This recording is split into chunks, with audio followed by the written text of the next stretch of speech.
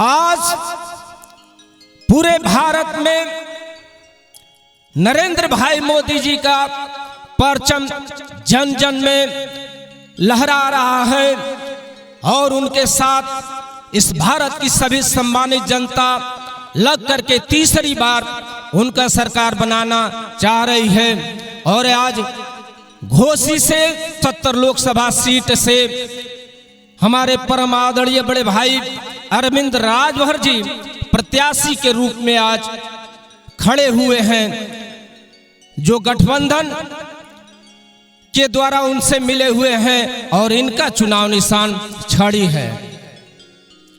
कहनाम बा एक ठे औरत फोन कैले बा, आज अपने पति के समझावत बा, पति बाहर बा, बुलावल चाहत बा कि सैया चलिए। तो आज घोसी का सीट हमने कहा अरविंद भैया के जिता देती जा। मर्दा वजह से कहलस कि अरविंद भैया में क्या क्वालिटी बा, सपा बसपा का तमाम प्रत्याशी वजह बना ऐसे निम्न बनत। एक ठे गा के एक ठे गीत कहलस, बतौलस औरतिया बतौलस अपने मर्दा से, का बतौलस भैया? सुनी सुनी सैया अब की हर कहतानी आवे के, अब बबुआ रविंद के हो, यही बबुआ रविंद के हो, विजयी बनावे के, बबुआ रविंद के हो।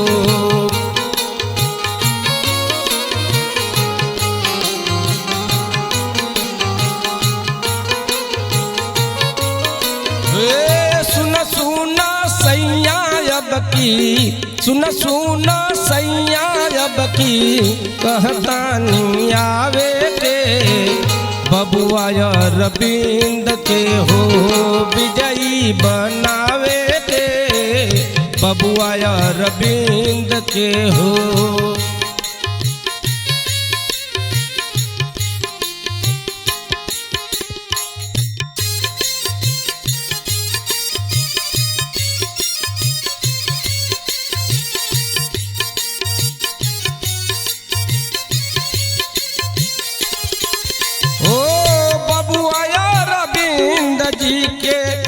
विजयी बनावे के,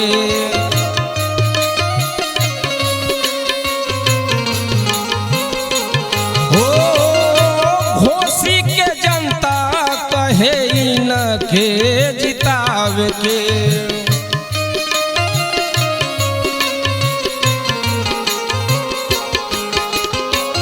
सगरी की सनवा कहे, सगरी की सनवा कहे, ताज पहिरावे के, बबुआ रविंद के हो, बबुआ रविंद के हो, विजयी बनावे के, बबुआ रविंद के हो।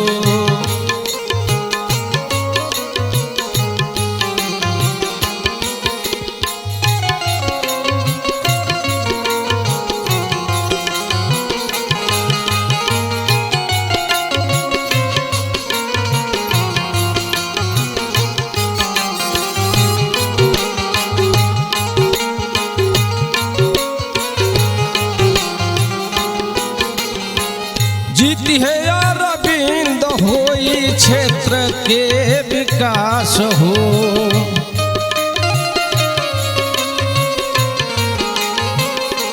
हो जीती है अरविंद तो होई क्षेत्र के विकास हो।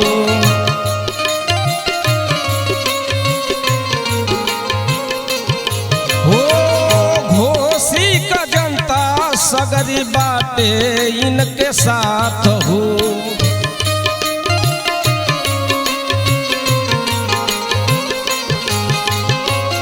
घोसी के जनता सगरी बाटे इनके साथ हो।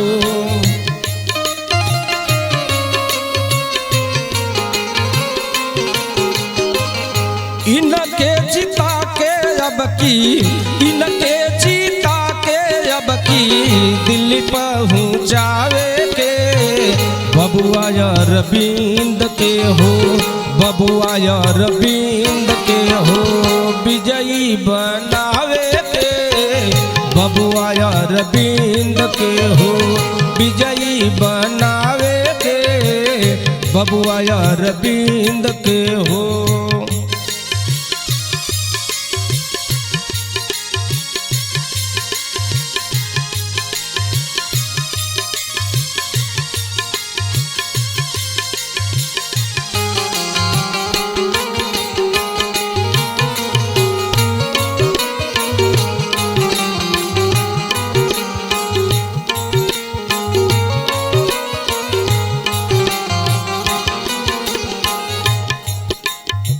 मोदी जोगी के होई सपना साकार हो,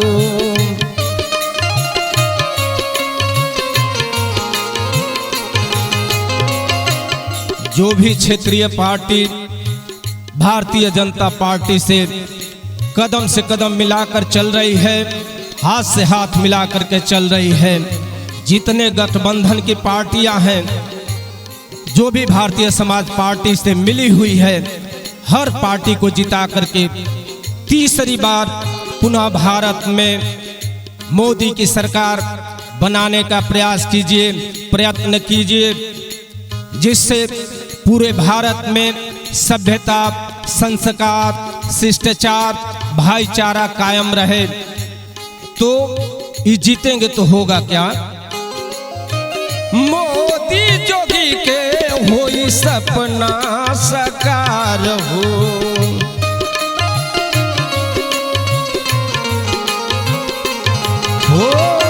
मोदी जोगी के होई सपना साकार हो।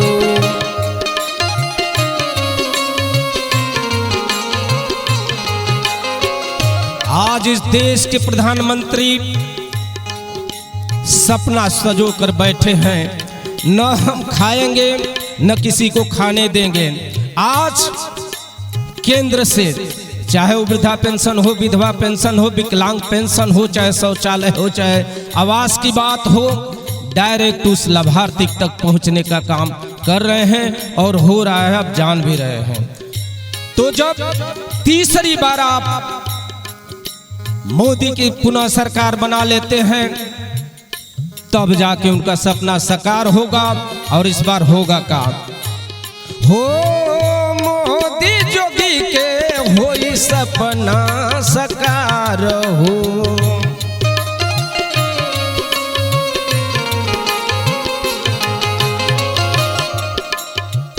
ओम प्रकाश संजय जी कहे ललकार हो,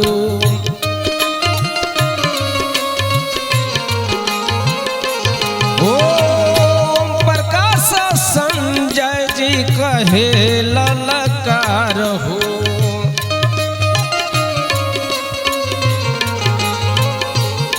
ओ अब की जीता के इनके, अब की जीता के इनके 400 पार कराएंगे, बबुआ अरविंद के हो, बबुआ अरविंद के हो विजयी बनावे के, बबुआ अरविंद के हो।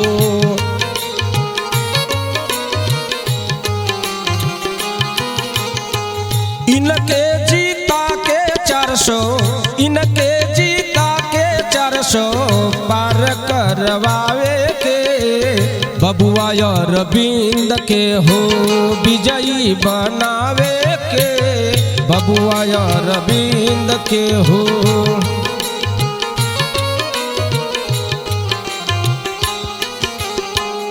घोसी के सभी सम्मानित जनता, मजदूर, किसान, दलित, उपेक्षित, पीड़ित, शोषित, पिछड़ा, अति पिछड़ा, सभी वर्ग, सभी धर्मों से अपील बा, गुजारिश बा, सिफारिश बा कि अब की बार घोसी से लड़ रहे जो जुझारू, कर्मठ, ईमानदार, प्रयत्नशील, जो पूरे भारत में एक ब्रांड के रूप में उभरे हैं, अरविंद राजभर जी, जिनका चुनाव निशान छड़ी है। घोसी में कमल का फूल नहीं होगा, उसी जगह पे छड़ी होगा। तो आप लोगों से निवेदन बा कि वो छड़िया के बटमिया के दबाएंगे। अरविंद जी जब जीतेंगे तो पुनः तीसरी बार आपके देश में हमारे परमादरणीय नरेंद्र भाई मोदी जी की सरकार बनेगी। कहना भाई अंतिम में वो औरतिया अपने मर्दा से कहलस का, हो प्रकाश राज भर लड़े सबकी लड़ाई, ओम प्रकाश राज भर लड़े सबकी लड़ाई।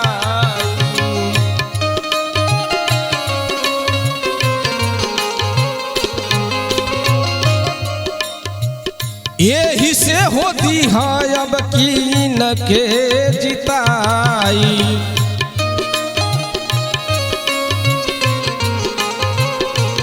हो यही से होती है अरविंद के जिताई।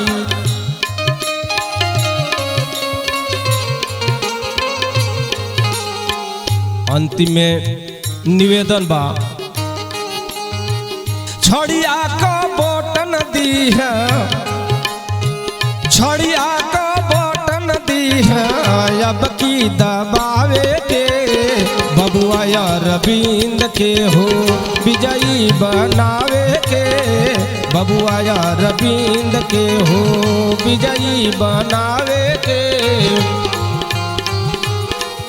ए सुनो सुनो सैया अब की, सुनो सुनो सैया अब की कहतानी आवे के, बबुआ अरविंद के हो, बबुआ अरविंद के हो विजयी बनावे के, बबुआ अरविंद के हो विजयी बनावे के, बबुआ अरविंद के हो विजयी बनावे के, बबुआ अरविंद के हो।